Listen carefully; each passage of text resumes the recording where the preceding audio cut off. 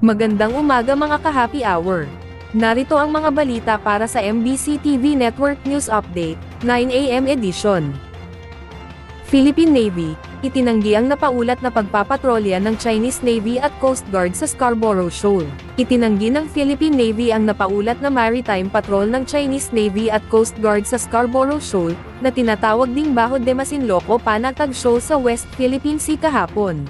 Ayon kay PN spokesperson for the WPS Rear Admiral Roy Vincent Trinidad, base sa monitoring ng Armed Forces of the Philippines at PN sa WPS, kabilang sa mga sovereign waters sa Bajo de Masinloc at sa nasa saklaw ng 200 nautical miles ng Exclusive Economic Zone ng Pilipinas, walang namataang ganoong aktibidad mula sa Southern Theater Command ng People's Liberation Army o ng China Coast Guard.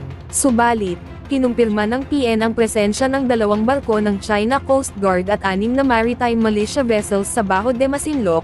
Mayroon din aniyang 4 na bangkang pangisda mula sa Vietnam ang namataan, at 3 fishing vessels mula sa Taiwan sa naturang shoal. Muli naman iginiit ng PN official, na ang ganitong mga claim ay bahagi ng information shaping operations ng Chinese Communist Party, para matugunan ang anumang internal dissent o lumikha ng international discourse na pabor sa kanila. Sa kabila nito, ipagpapatuloy ng PN at AFP ang pagbabantay at pagprotekta sa ating maritime domain, habang nananatiling committed sa pagpapanatili ng kapayapaan at stability sa rehiyon.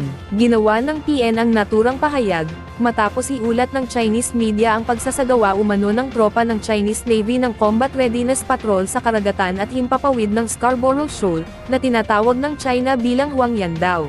Isinagawa umano ito ng Southern Theater Navy Command para sa pagpapatuloy ng pagpapalakas pa ng patrol at alert operations sa may Huangyandao. Samantala, sa Showbiz Spotted, Krishna Gravides, nagtapos sa top 8 sa Miss World 2025.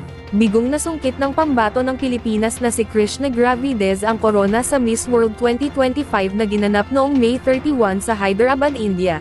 Nagtapos ang laban ni Gravides sa top 8. Narito ang continental winners na nakapasok sa top 4 ng Miss World 2025 na sina Aurelie Joaquim ng Martinique, Haset Derehe Admaso ng Ethiopia, Mahaklajda ng Poland, at Opal Suchate Chuangsri ng Thailand. Nasungkit ni Krishna ang korona bilang Miss World Philippines noong July 2024, bilang kinatawan ng Baguio City.